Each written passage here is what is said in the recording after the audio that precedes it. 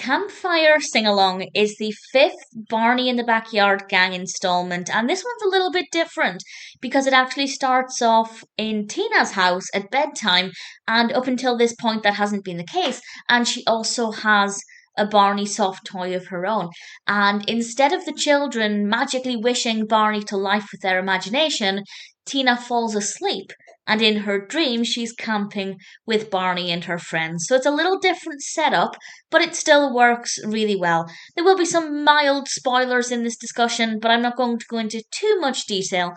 The songs are one of the reasons why Barney is so nostalgic for me. Barney in the Backyard Gang, I never saw as a child. I don't remember it anyway.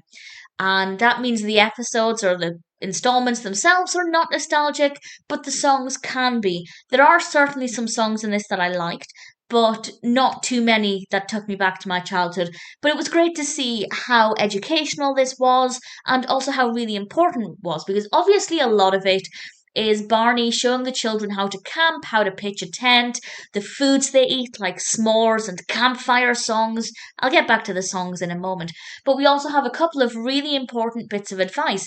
And the first is when Tina goes missing, and it gets kind of scary for a couple of minutes. Barney's not usually that scary, but they do obviously have to try and find Tina, and there are some important safety tips about standing near a tree and blowing a whistle. And to be honest, I don't know if I knew that as a child. I don't know if I knew that as a fully grown adult, to be honest. I've never been camping, I don't know if I ever would, but I don't know if that's something that I would have realized as a child. I probably would have wondered if I got lost, which is obviously the worst thing to do. So, certainly really important in that regard.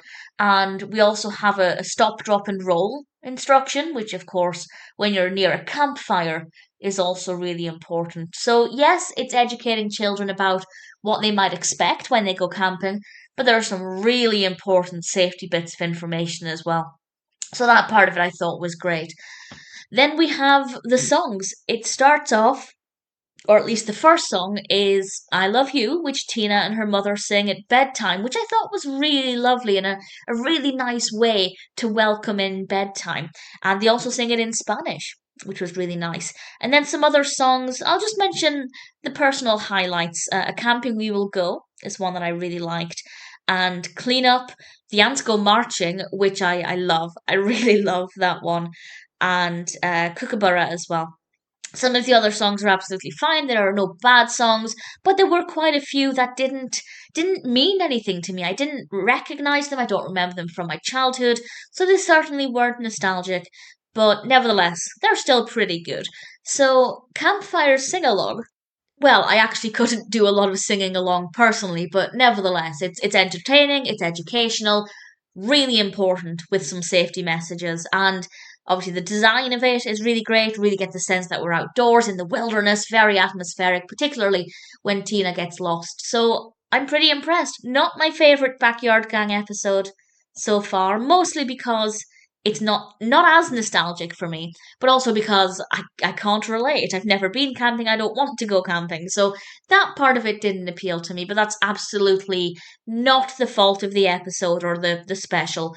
So definitely a really good one with a really clear target audience of children who either are getting ready to go camping and want to know what it'll be like, or indeed children who have never been camping and obviously don't know what it's like either. So, all things considered, some great songs, nostalgic in parts, and ultimately a really, really good Barney in the Backyard Gang.